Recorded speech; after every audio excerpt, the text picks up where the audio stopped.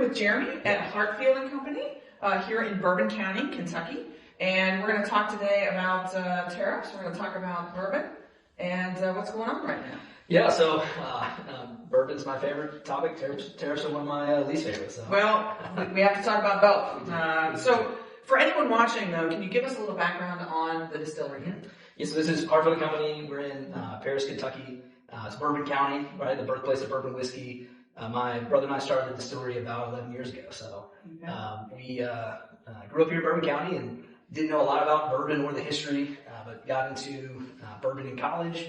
Mm-hmm. At some point realized that, this is the birthplace of the spirit, 26 active distilleries here before Prohibition. Yep. And when Prohibition went into effect in 1919, all 26 distilleries closed. No bourbon flowing from Bourbon County. Seems to be a tragedy. So gotta fix that. We gotta fix that, right? So 2014, my brother really got the vision and started distilling, did a little moonshine in his basement, and said, man, let's do this. So we opened our doors in 2014 and distilled the first legally produced bourbon from Bourbon County since Prohibition. That is awesome. Yeah. And I've been here before, so I know it's really good. I want to talk to you a little bit, though, about what's happening in the industry. Yep. Okay, so we've seen just in the past year production having to be halted at places like Jim Beam. Mm-hmm. We've seen bankruptcies in distilleries like in Danville. Mm-hmm. And, can you give us the lay of the land of what's happening right now? Yeah, so we've been on the, about 25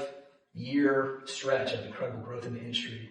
It's really amazing. I mean, just year over year, the industry exploded. The popularity of bourbon, as a spirit, as a category of spirits, really took root in the United States and abroad.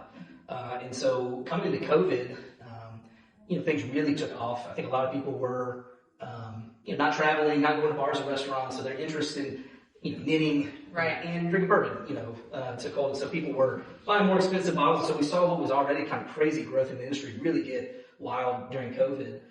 So that started to settle out after COVID. And it's unclear if the industry's in a major dip or if it's, kind of correcting itself after COVID. But things have definitely slowed down. Yeah. And like you said, it's like every week there's another story in the news about a distillery closing or folks being laid off. I think Brown-Forman closed their cooperage in Louisville, and so it's definitely been a different story the last couple of years. I think Kentucky is actually insulated a little more than the rest of the distilling industry nationwide. I mean, outside of Kentucky, a lot of those distilleries have been hit a lot worse, and there's been a lot more closures. Well, and I've said a lot. These tariffs that this current administration loves so much. Really hurts the bourbon industry. And sometimes I get feedback, well, wait a second, bourbon, that's all made here, it's all made in America, right? So can you explain why this would be an issue? Yeah, it's kind of a twofold issue. So it's kind of upstream supply chain issues, right? So all of our corks come from Portugal. So that's one of the countries that got tariffed, and we've been paying 8 to 15%. A lot of our glass comes from France, Mexico. So those tariffs increase our costs. And then downstream, we're not a huge distillery. We don't have nationwide distribution, but we're in Canada, 2 provinces of Canada. Those are important provinces for us. And almost as soon as those tariffs went into effect, every province of Canada pulled bourbon off the shelves, stopped selling. We had just invested in Alberta, that market, pretty heavily, and just won a big award up there, really gaining some momentum. And our distributor there just said, hey, even if we're allowed to get our stuff and sell it right now, which we can't, it wouldn't matter because the consumer sentiment has dropped so much. No one wants, Kentucky bourbon, American whiskey anymore.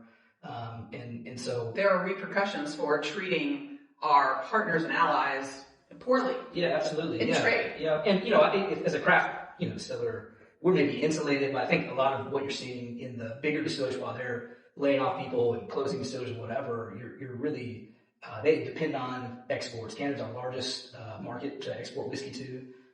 And so you're seeing just a tremendous effect at a time where the industry was already slowing down. It really has caused some huge problems. Yeah, and I think you mentioned it. There are some items that we just don't produce here in the United States. Like, we don't have the manufacturing for glass. Right. We just don't have it. And to say, well, tomorrow we need to build glass manufacturers, it just that hasn't been the way the world is. Yeah. And, we forget the bottles are made of glass. That's right. So all of when that price goes up, it hurts all. And we really tried to find, local producers for everything. All of our grain is grown locally, and we try and source as many things from here in Kentucky, or just at least the United States, but cork trees don't grow anywhere but Portugal, right? So that cork has to be imported from Europe.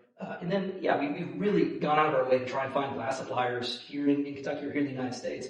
It's just a hard find. And the idea that companies could suddenly spring up a manufacturing facility because of the current, political headwinds is right. And, I've always said, and then when I've talked to small business owners and people like yourself, I hear a lot of it's an uncertainty. The uncertainty of what's going on. Are we going to get a different rate because of a tweet? Right. We can't do the long-term planning. But I wanted to run through some numbers with you, and I'd love to get your reaction.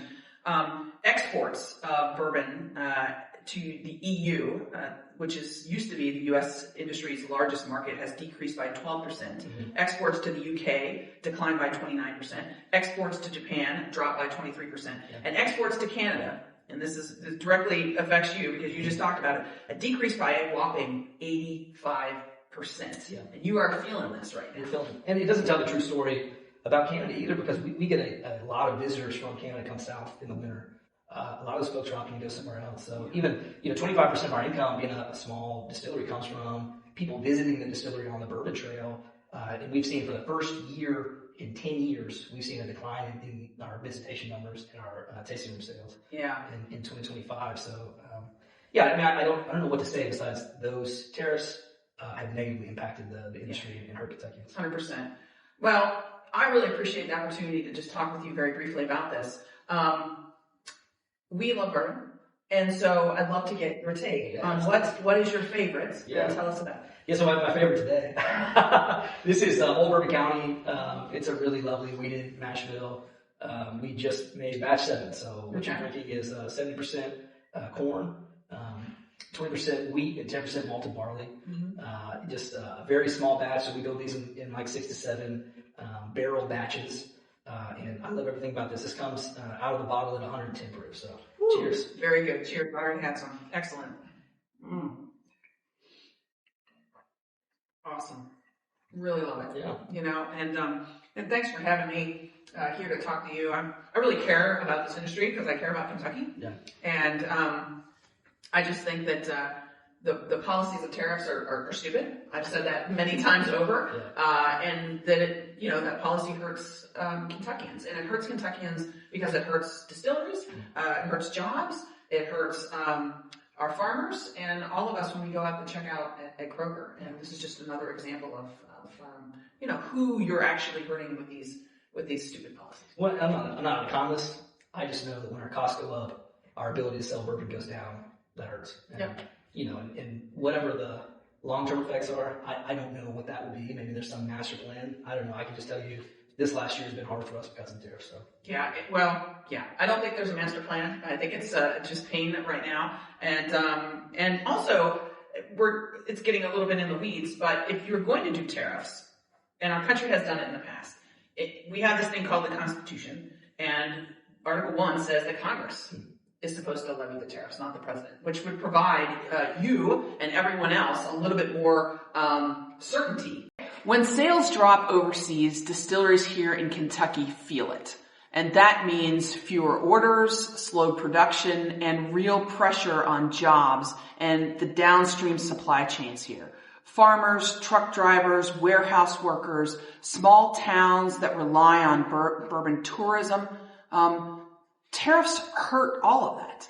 And they might sound like a good idea on paper, but in real life, they end up hurting the very people who make things here at home. That's why I don't like them.